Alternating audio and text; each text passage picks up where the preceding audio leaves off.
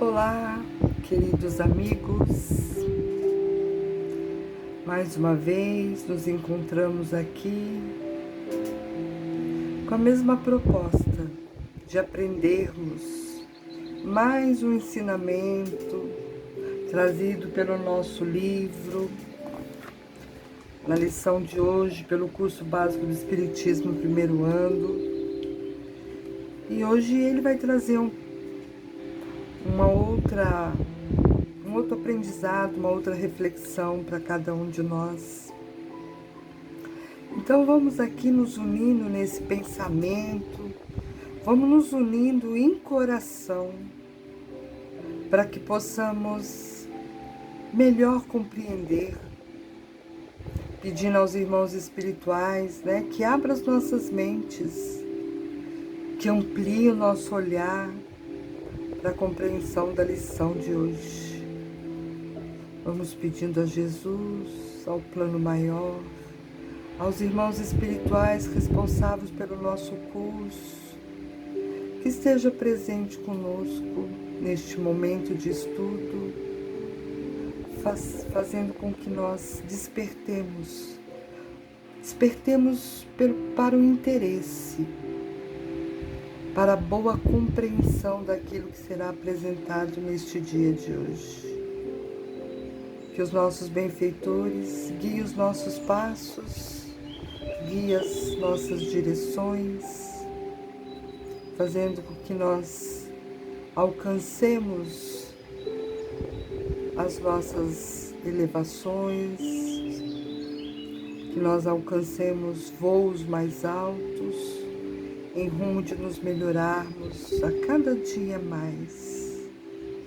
Então vamos assim juntos, com esse desejo que trazemos em nosso coração, para mais um estudo, realizado pelo Centro Espírita Irmãos de Batuíra. E que Jesus esteja conosco, que os nossos benfeitores estejam ao nosso lado, nos intuindo bons pensamentos. Que assim seja, graças a Deus.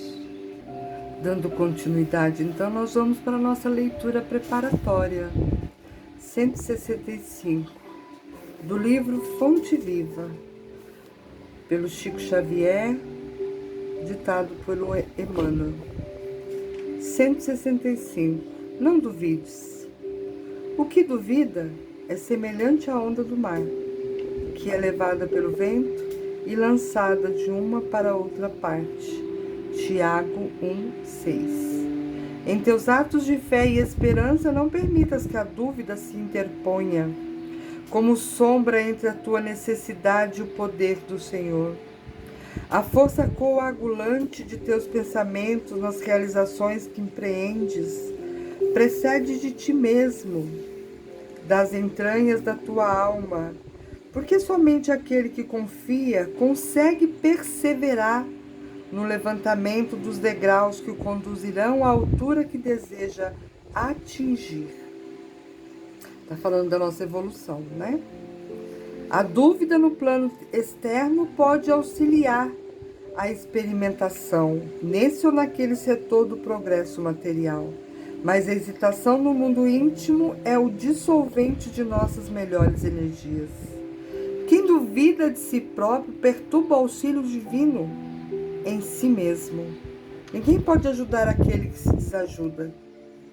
Compreendendo o impositivo da confiança que deve nortear-nos para a frente, insistamos no bem, procurando com todas as possibilidades ao nosso alcance.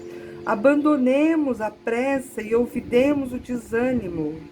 Não importa que a nossa conquista surja triunfante hoje ou amanhã, vale trabalhar e fazer o melhor que pudermos aqui e agora, porque a vida se incumbe de trazer-nos aquilo que buscamos. Avançar sem vacilações, amando, aprendendo, servindo infatigavelmente. Eis a fórmula de caminhar com êxito ao encontro de nossa vitória. E nessa peregrinação incansável, não nos esqueçamos de que a dúvida será sempre o frio do derrotismo a inclinar-nos para a negação e para a morte. O texto hoje nos convida a uma reflexão acerca do como anda, né, o nosso processo de fé e o nosso processo de acreditar. Começando por acreditar em nós mesmos, né? Porque aqui, quem duvida de si próprio perturba o auxílio divino em si mesmo. O não acreditar nas nossas potencialidades, nas nossas capacidades, nos perturba, né? Perturba o auxílio que nós podemos receber. Porque ninguém pode ajudar aquele que se desajuda. Como nós vamos querer ser ajudados se nós mesmos ainda não estamos preparados para nos ajudar, né, a nós mesmos? Então, que a gente possa refletir hoje como anda a crença em mim mesmo, a minha autoconfiança, o meu amor próprio, a minha autoestima. Como eu tenho desenvolvido essas capacidades? Se eu tenho uma fé, ela já é uma fé inabalável, ela está em processo de mais duvidar do que acreditar. Então, que a gente possa individualmente, cada um de nós, refletir sobre essa leitura, né? Sobre esse convite à reflexão que Emmanuel, através dessa lição pela psicografia de Chico, nos vem hoje proporcionar. Nós estamos duvidando mais do que confiando? Façamos então intimamente esta reflexão.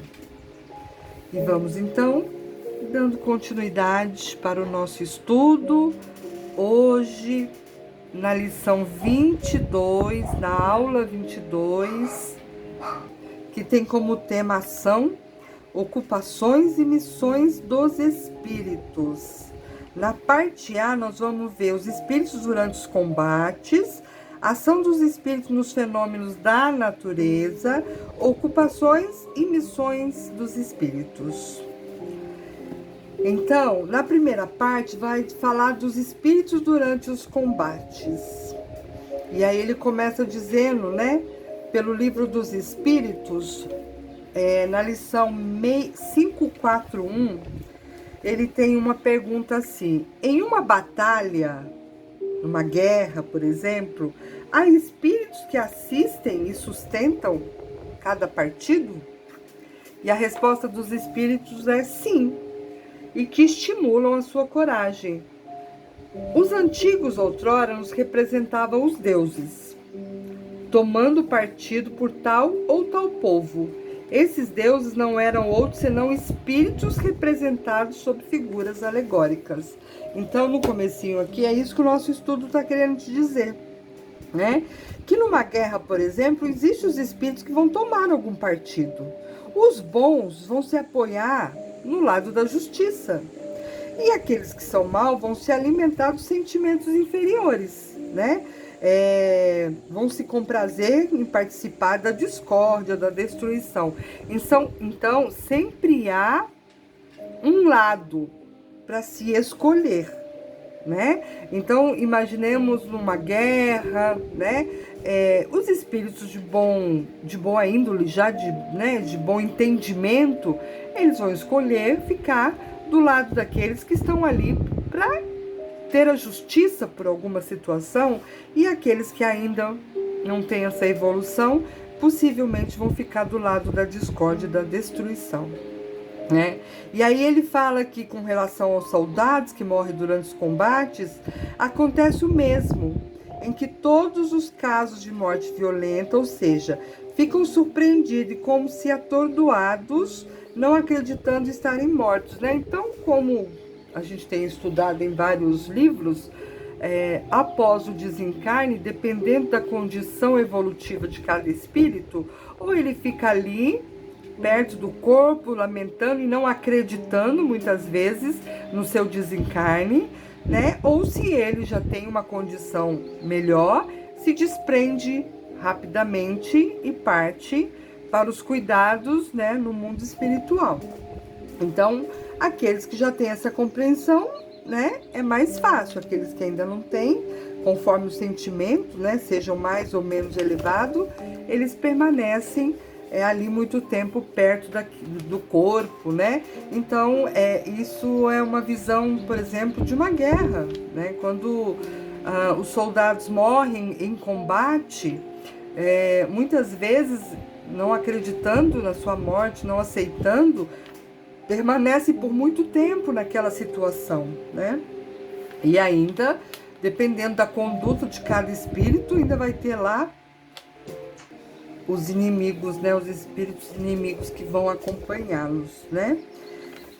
Aí a gente vai entrar na ação dos espíritos sobre os fenômenos da natureza. Será que os espíritos influenciam nesses fenômenos da natureza?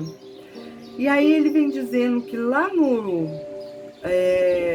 livro dos espíritos, Kardec nos fala, né, que os espíritos constituem uma das potências da natureza, causa eficiente de uma multidão de fenômenos até então inexplicados ou mal elucidados e que não encontram entendimento racional senão no espiritismo. Os grandes fenômenos da natureza, que são considerados como uma perturbação dos elementos, têm uma origem em causas imprevistas ou, ao contrário, providenciais. E o Livro dos Espíritos nos responde: tudo tem uma razão de ser. E nada acontece sem a permissão de Deus, né? Eu fico pensando, gente, nesses dias que nós estamos vivendo agora, esse calor que está fazendo, que, claro, tem a questão do homem, da destruição do homem nas partes da natureza que provocam esse desequilíbrio. Mas também há a situação espiritual que cada um de nós temos que passar, né? Então, a natureza, como diz aqui, ela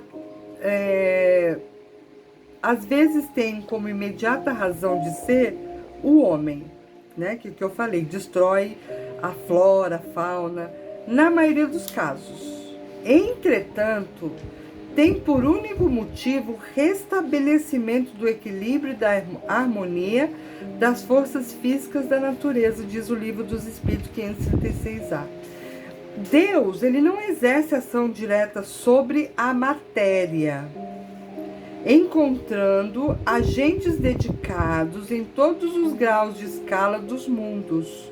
Os espíritos são encarregados de exercer certa influência sobre os elementos da natureza, para os agitar, acalmar e dirigir. E a gente vai entender um pouquinho isso na parte B, né? Quando fala que Jesus acalma a tempestade. Então tem uma influência sobre os espíritos na questão dos elementos da natureza, tanto para acalmar quanto para agitar. Então, é tudo um aprendizado para a nossa vida. Será que essa onda de calor que nós estamos passando não será para nós refletirmos a respeito do que nós estamos fazendo com a natureza? Do lixo que jogamos nos córregos, na rua, das árvores que o homem corta, né? De toda essa imprudência causada pelo homem. Será que não é para a gente refletir nesses dias quentes que a gente não consegue nem refletir direito, né? De tanto calor, não se dorme bem, né? Os dias são mais difíceis, mais cansativos. Será que isso não promove em nós uma profunda reflexão? Qual é a parte que me cabe fazer para que isso possa melhorar? Então, talvez essa seja a grande influência dos espíritos para nos fazer refletir. Aí ele continua: é destituído de fundamento, destituído de de fundamento, e está muito aquém da verdade a crença dos antigos que consideravam os espíritos como divindades, com atribuições especiais, sendo que uns eram encarregados dos ventos, outros dos raios, outros de presidir o fenômeno da vegetação. Lembro que no passado, né, eles eram deuses do vento, deus da água, né? Então é isso que ele está falando aqui. Os espíritos que presidem aos fenômenos geológicos não habitam precisamente a Terra. Preside os fenômenos e o dirige de acordo com as atribuições que tem. Dia virá em que receberemos a explicação de todos esses fenômenos e os compreenderemos melhor. Então, está querendo nos dizer que a gente ainda não tem condição de saber com clareza sobre esses fenômenos e quem os administra, né? Os espíritos que presidem os fenômenos da natureza não são seres à parte da criação. São espíritos que foram encarnados como nós, ou que serão. Então, ele está pedindo para a gente refletir. Os espíritos que presidem aos fenômenos da natureza pertencem a ordens superiores ou a inferiores da escala espírita, conforme sejam mais ou menos material, mais ou menos inteligente, o papel que desempenhem. Uns mudam, outros executam. Os que executam coisas materiais são sempre de ordem inferior. Assim é entre os espíritos como entre os homens. A produção do fenômeno das tempestades é obra de massas inumeráveis de espíritos que se reúnem para produzi-lo. Os espíritos que exercem ação nos fenômenos da natureza operam uns com conhecimento de causa, usando do seu livre-arbítrio, e outros por efeito de impulso instintivo ou irrefletido. Os animais de ínfima ordem, que fazem emergir do mar ilhas e arquipélagos, executam essas obras provendo as suas necessidades, e sem suspeitar de que são instrumentos de Deus. Há aí um fim providencial, e essa transformação da superfície do globo é necessária à harmonia geral. Os espíritos mais atrasados oferecem utilidade ao conjunto, enquanto se ensaiam para a vida, antes que tenham plena consciência de seus atos e estejam no gozo pleno do livre-arbítrio. Atuam em certos fenômenos de que inconscientemente se constituem os agentes. Primeiramente executam mais tarde, quando suas inteligências já houveram alcançado um certo desenvolvimento, ordenarão e dirigirão as coisas do mundo material. Depois poderão dirigir as do mundo moral. Tudo se encadeia na natureza, desde o átomo primitivo até o arcanjo, que também começou a ser átomo. Admirável lei de harmonia que o nosso acanhado espírito ainda não pode aprender em seu conjunto. Então, esses fenômenos da natureza que, antes de tudo, né, é permissão de Deus, é criação de Deus, são cuidados, né? Eles têm, os espíritos atuam nesses fenômenos. Então é por isso que eu estava falando que cabe a cada um de nós, vendo o nosso mundo tão desregrado na questão das estações do ano, por exemplo, tudo é com muita intensidade, né? Então, por que isso está acontecendo na natureza? Lembrando que nós estamos passando por um processo de transformação, né? Então, é preciso que a gente olhe isso e reflita: por que será que nós estamos tendo que passar por essas condições climáticas? Né? Será que precisamos repensar o nosso papel enquanto criaturas vivendo num planeta, né, planeta maravilhoso, né, gente? Onde a gente tem coisas lindas, uma natureza maravilhosa, água, as plantas medicinais, mas sendo destruída pelo homem, pela sua forma ainda crítica, né, de enxergar esse mundo, essa beleza toda que existe. Então, acho que cabe aqui que cada um de nós façamos uma profunda reflexão a respeito do que nós estamos fazendo para contribuir com a natureza. até mesmo na água que a gente economiza, né? Não havendo desperdício, no lixo que a gente produz, se a gente recicla, se a gente joga muita coisa fora que poderia ser aproveitada.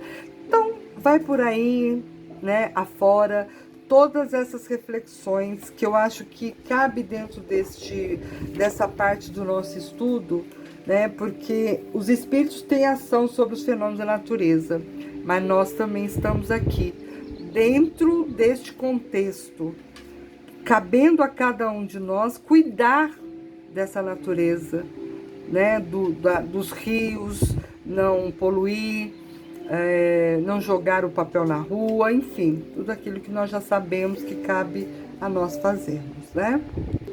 Agora, nessa parte que fala da ocupação e missões dos espíritos, vamos procurar entender isso. Nós aqui no mundo material, nós temos as nossas ocupações, não é verdade? Todo mundo tem seu trabalho, sua profissão.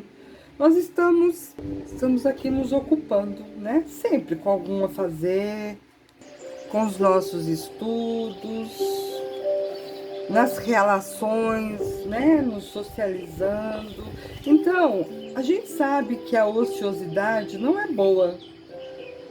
E a gente tem aí dentro da doutrina espírita a lei do trabalho que vem nos dizer, né, que é bom que a gente se mantenha ocupado, porque isso nos faz progredir, né? O trabalho é uma das leis morais, né? E a gente precisa entender que através do nosso trabalho a gente progride. Se aqui a gente tem essas ocupações, no mundo espiritual também é assim. Os espíritos se ocupam, eles trabalham, eles estudam, né? Lembrando sempre que nós aqui na Terra, né, tudo que nós temos e fazemos aqui, que a Terra é uma cópia muito grosseira do que acontece, né, no mundo espiritual. Então, também no plano espiritual, não há ociosidade. Aquela frase, né, que a gente sempre diz quando alguém morre, descanse em paz, ela tem que ser revista, né? Porque não há muito descanso, né? O espírito, ele continua, ele segue evoluindo. E para isso é necessário que ele continue trabalhando, continue estudando, se aperfeiçoando no mundo espiritual. Se o espírito é a alma do homem que desencarnou, e este tinha aqui uma ocupação, segue esse espírito tendo no plano espiritual também uma ocupação, né? Que vai de acordo com a condição e o querer de cada espírito. Então não é que a gente vai desencarnar e já vai seguir trabalhando, estudando. Às vezes o espírito demora um tempo para entender que precisa disso, né? Mas como diz o Livro dos Espíritos, haverá espíritos que ficarão temporariamente ociosos, né? Então, chegou lá, não aceitou muito o desencarne, não quer saber de nada, precisa, né, de um tempo maior de cuidados nos hospitais, mas isso é temporário. O espírito é levado sempre a despertar nele o desejo do trabalho, do estudo, né? E aí a gente pode perguntar, então, quais serão as ocupações que os espíritos têm? E aí eu convido vocês aqui a refletir comigo, né, a lembrar, na verdade, do livro ou do filme Nosso Lar, né? Lá nós vimos até no filme, né, que é uma coisa que a gente guarda mais porque tem imagem, tinha os ministérios espirituais, não é? Então, cada ministério se ocupava de um trabalho. E os espíritos trabalhavam, né, nos ministérios. Lembram que André Luiz chegou lá querendo já ocupar o mesmo cargo que ele tinha na Terra, e ele foi sendo levado, né, através dos ensinos, que tinha muito trabalho a ser feito. Aí ele foi para as câmeras, né, ajudar as pessoas que chegavam de desencarnes de forma perturbada, e aí ele aprendeu a dar passe, ele limpou o chão, né? Tudo isso é trabalho edificante no plano espiritual.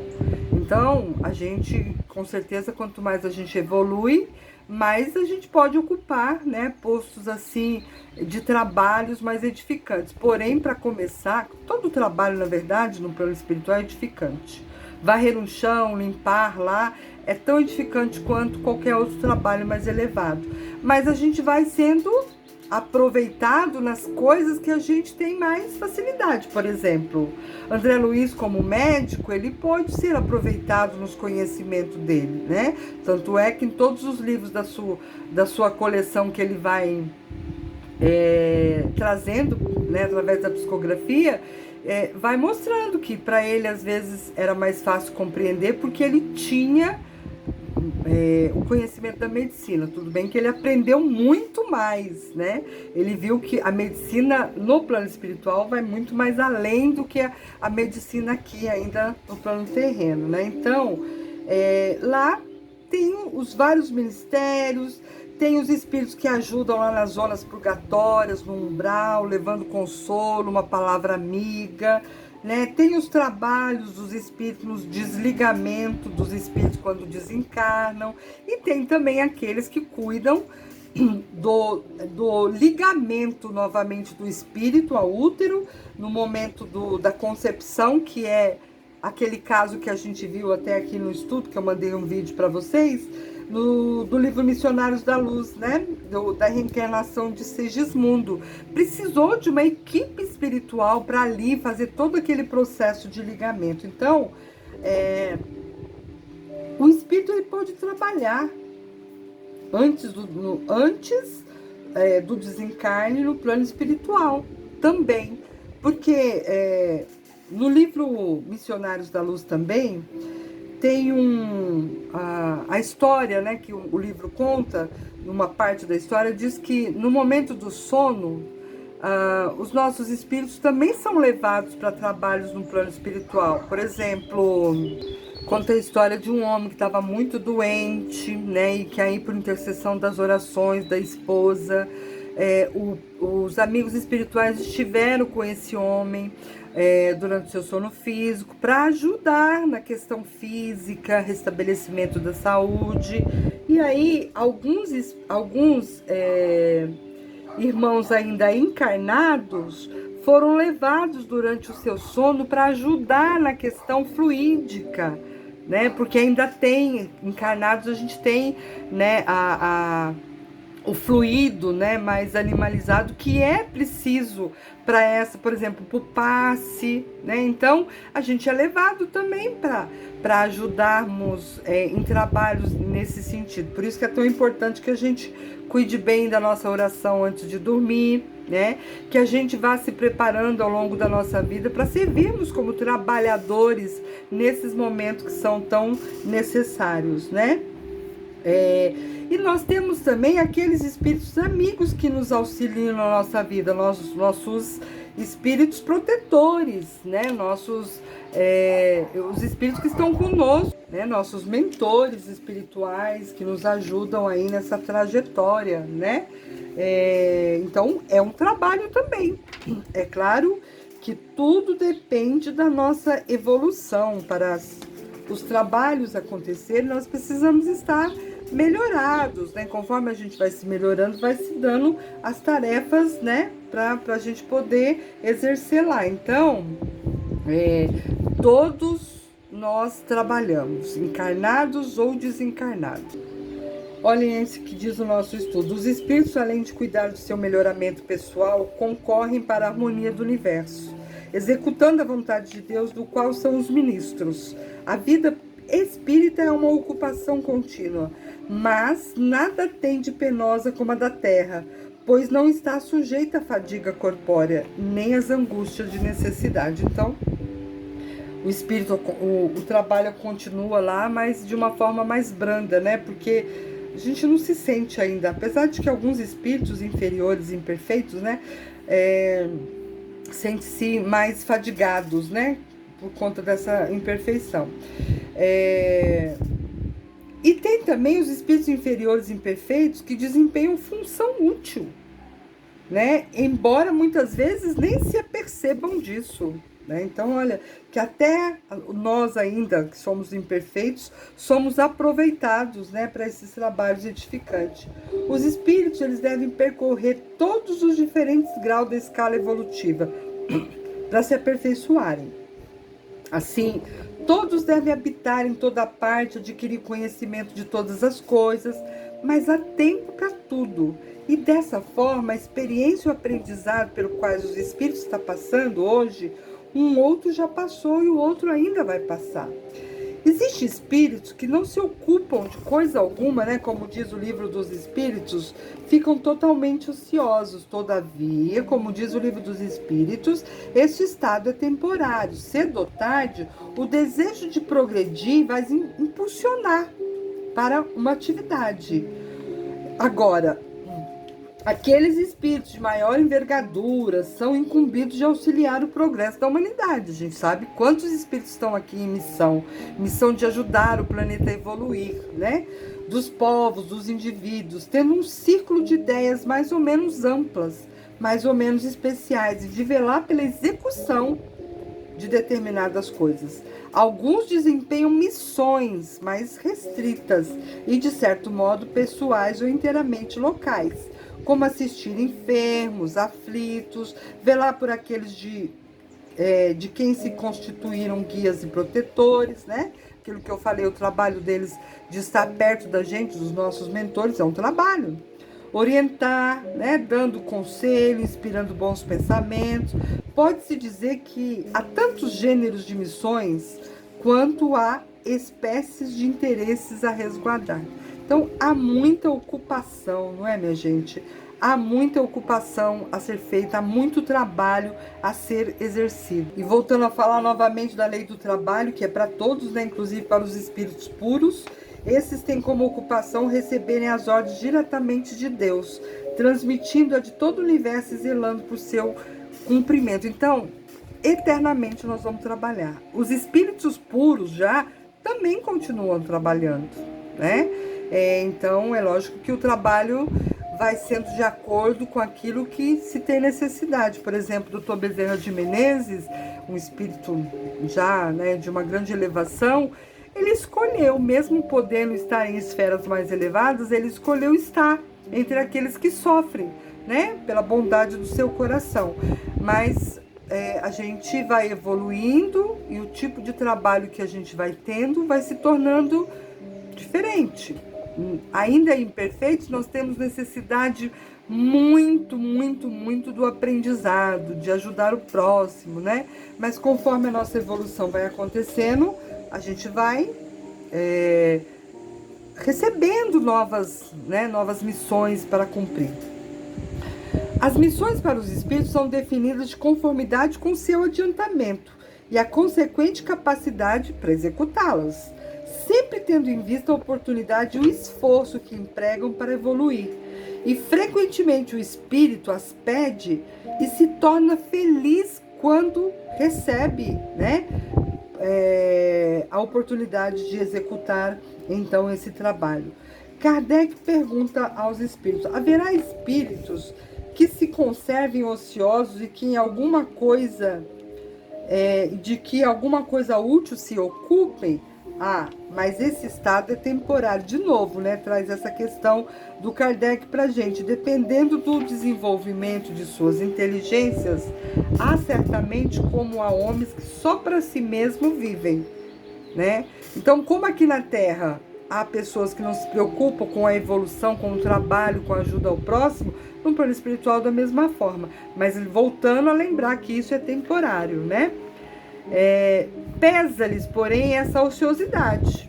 Cedo ou mais tarde, o desejo de progredir lhes faz necessária atividade e felizes se sentirão por poder tornarem-se úteis.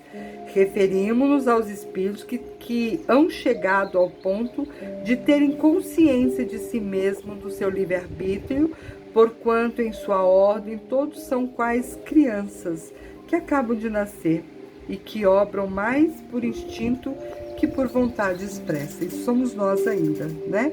Ainda muito imperfeitos. Vamos ter aí muito trabalho, muito estudo pela frente, antes de estarmos realmente em condição de um trabalho mais elevado. Porém, é maravilhoso pensar que a gente pode continuar sendo útil mesmo depois da vida, né? Eu fico pensando, né, individualmente, assim, na minha profissão, que não seja como psicóloga, mas que seja como uma pessoa que possa orientar outros, né, outras pessoas no plano espiritual, que possa estar perto, consolando, né? Então, usando esse meu exemplo, de repente é isso que eu vou ter para oferecer. E eles vão aproveitar essas minhas qualidades, vamos dizer assim. É assim como, por exemplo, uma pessoa que é uma outra profissão, um médico, por exemplo, vai aproveitar os seus conhecimentos. É claro que a gente vai ampliando muito mais através do conhecimento, né?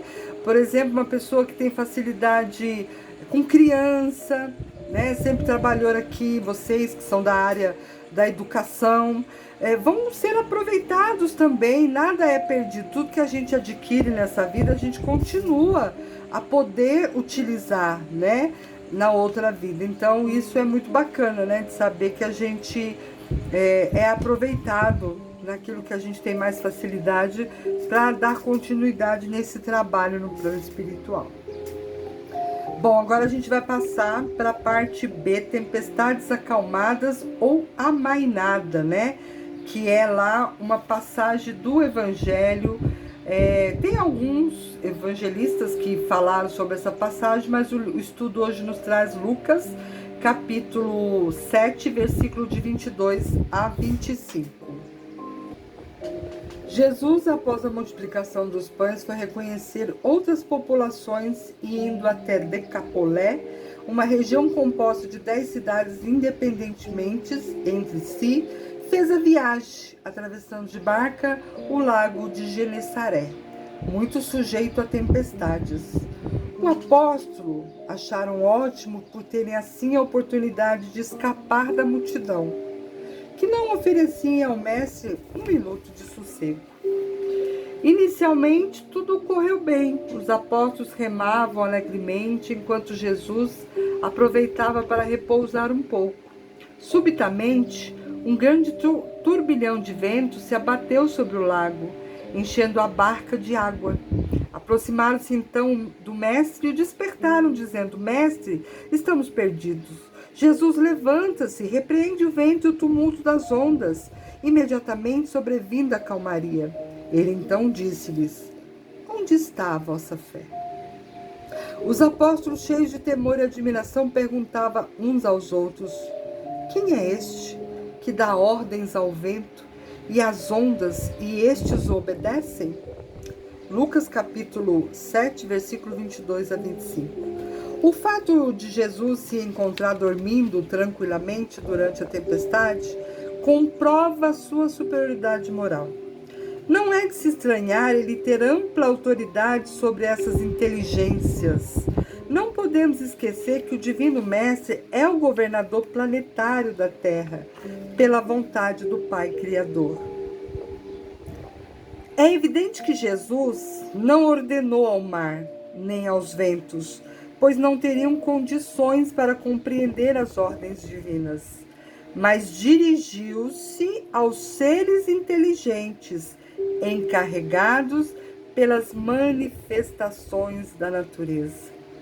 A doutrina espírita, por meio de seus esclarecimentos, comprova-nos que os fatos considerados milagres nada são mais que resultados ou produto das ações dos espíritos em nosso derredor, que trabalham sem cessar na execução das leis naturais. Para a gente compreender um pouco melhor essa citação, eu achei um texto aqui bastante interessante para complementar, que diz que os fenômenos da natureza, tais como tempestade, terremoto, maremoto, inundação, possuem uma finalidade providencial. Nada acontece sem a permissão de Deus. Na maioria dos casos, tem por objetivo restabelecer o equilíbrio e a harmonia das forças físicas da natureza. Entretanto, às vezes, tem como finalidade, olha isso, aquilo que a gente estava falando agora há pouco, atingir a humanidade. Aqueles que são vítimas desses fenômenos são os que escolheram ou se viram obrigados a passar pela prova de terminarem desta maneira a existência terrena. Nada se dá por obra do acaso. Tudo tem uma justa razão de ser. Olha que interessante. Os fenômenos naturais são orientados por entidades espirituais, em obediência a desígnios divinos, visando o apressamento da evolução, não só do planeta, como também das populações atingidas. Então, são os espíritos que exercem influência sobre os fenômenos da natureza para os agitar, acalmar ou direcionar. Deus não exerce, como diz a nossa lição, ação direta sobre a matéria. Os espíritos superiores mandam, os inferiores executam, isto é, agem sobre a matéria. Os espíritos superiores exercem essa ação de conformidade com as leis naturais e imutáveis que o Supremo Legislador do Universo pôs desde toda a eternidade. Então, para a produção de fenômenos como tempestades, por exemplo, é necessário que se reúnam muitos espíritos em massas inumeráveis. Jesus não fez milagre ao acalmar a tempestade. Lembra que a gente já estudou sobre os milagres, né? Que eles não existem, né? Não na visão, não da forma que a gente aprendeu aí desde sempre. Jesus usou apenas do seu conhecimento, né? Das forças que regem o universo e da sua superioridade moral para ordenar aos espíritos que fizesse cessar a tempestade. O fato do divino mestre dormir tranquilamente durante a tempestade mostra de sua parte uma segurança que se pode explicar pela circunstância de que seu espírito pode explicar pela circunstância de que seu espírito via não haver perigo nenhum e que a tempestade ia se acalmar. Então ele percebeu, né, que não era preciso ter aquele desespero que os apóstolos estavam, porque ela ia melhorar. Entretanto, os discípulos, que com ele convivia, na sua simplicidade, não o conheciam. Então, admirados, perguntaram: quem é esse homem que até os ventos e o mar lhe obedecem? Aí vem aqui uma outra reflexão, né? Para a gente também entender, né, que sempre os ensinamentos de Jesus tinha uma conotação assim que nos fizesse refletir, né, que não levasse ao pé da letra aquilo que estava ali sendo falado, mas que a gente pudesse trazer para um outro olhar. Então, essa passagem também nos traz um outro ensinamento. Simbolicamente, a tempestade significa uma grande perturbação moral. O espírito, quando se entrega aos vícios terrenos, desencadeia em seu íntimo terrível tempestade moral. A ambição perturba, o ódio maltrata, os vícios os escravizam, o orgulho sufoca e o seu coração se torna um mar agitado. Para acalmar a tempestade do coração, Jesus propôs as regras morais que estão contidas no Evangelho. Para conquistar a paz íntima, é preciso se esforçar para colocar em prática a lei de justiça, amor e caridade ao próximo. Com a fé em Jesus, nós podemos, se lhe rogarmos, obter a calma nas tempestades da nossa vida. Com um coração sereno e a consequência consciência tranquila, o espírito regenerado pode dizer satisfeito: verdadeiramente, Jesus acalma as tempestades. Que a gente possa então, né, a partir desse estudo que a gente finaliza agora, principalmente nessa parte B, entender, né, que muitas vezes nós estamos tão atribulados com as nossas tempestades, e se nós intimamente, verdadeiramente nos conectarmos a Deus, ao Jesus, aos bons espíritos, esta tempestade irá passar. Se a gente acreditar, se a gente trabalhar a nossa fé verdadeira, né, que nada acontece na nossa vida por acaso, que sempre há um motivo para estarmos passando pelas tempestades da vida. E que se a gente confiar verdadeiramente que Jesus, esse mestre, esse governador planetário, está à frente de tudo e que se permite que nós passemos por essas situações é porque ainda nós assim o necessitamos, mas que em momento nenhum ele nos abandona. Está sempre ali pronto a nos consolar com uma palavra, com uma leitura, com uma pessoa que nos chega para nos trazer esse consolo. Ele nos manda, né, através de um amigo, de um vídeo, de um estudo, o consolo do qual estamos necessitando. Então, meus queridos, ficamos hoje aqui com o estudo desse dia. Espero que vocês aproveitem, sejam curiosos, vão procurar mais, né? O vídeo fica muito longo se a gente colocar aqui muito conteúdo, então a gente procura simplificar, né? Então procurem entender mais, né, sobre cada lição que a gente tem estudado, porque isso só vai trazer grande benefício para cada um de nós, tá bom? Então agora eu convido vocês para passarem para as nossas vibrações, prece final para encerrarmos então o estudo deste dia. Deus Pai, de amor e misericórdia, estejais conosco neste momento como em todos os outros da nossa vida.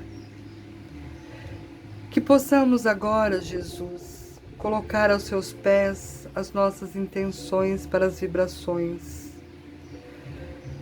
Nós desejamos que os nossos queridos, todos aqueles que serão lembrados agora, sejam envolvidos na sua luz, no seu infinito amor. Nós vamos pedindo então por aqueles que estão doentes, nos nossos lares ou nos hospitais.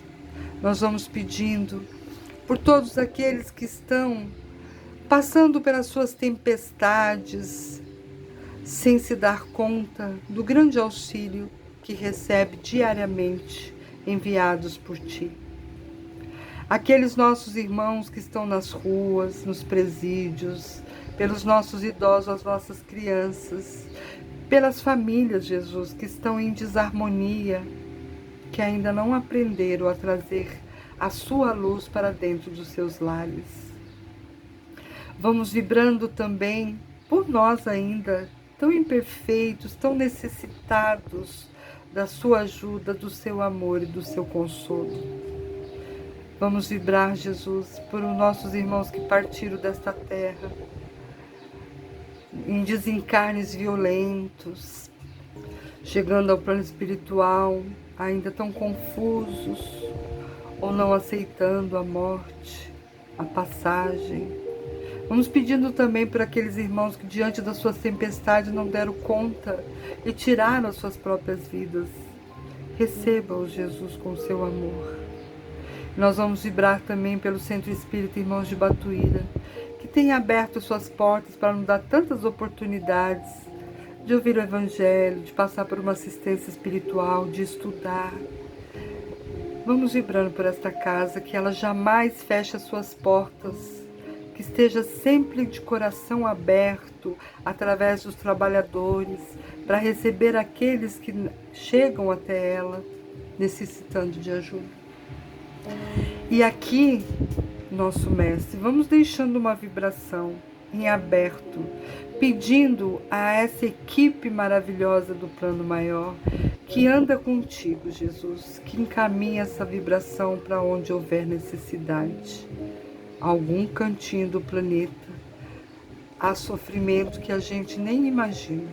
Então é lá que com certeza essas vibrações serão levadas. Que assim seja. E nós vamos então agradecendo com o coração repleto de muita gratidão e muita felicidade por estarmos mais uma vez aqui, cada um conectado de uma forma, em um horário, em um dia, mas com o mesmo intuito de aprender. Então, obrigado por permitir a mim ser aí mediadora desse estudo. E eu tenho certeza também que cada um que vai assistir esse vídeo vai também aproveitar cada palavra, despertar para esse aprendizado e querer buscar cada vez mais. Então, gratidão, Senhor. Gratidão por mais essa oportunidade. E que nós possamos ter aí, então, uma semana abençoada, com saúde, com alegria, e que estejamos assim prontos para a próxima semana, para mais um estudo. Gratidão, que assim seja, graças a Deus. Eu deixo aqui a vocês o meu forte abraço, repleto de saudades, que Jesus ampare a cada um de vocês e que semana que vem nós possamos estar conectados novamente pelos nossos corações e pensamentos para realizarmos mais um estudo. Um beijo grande, fiquem com Deus.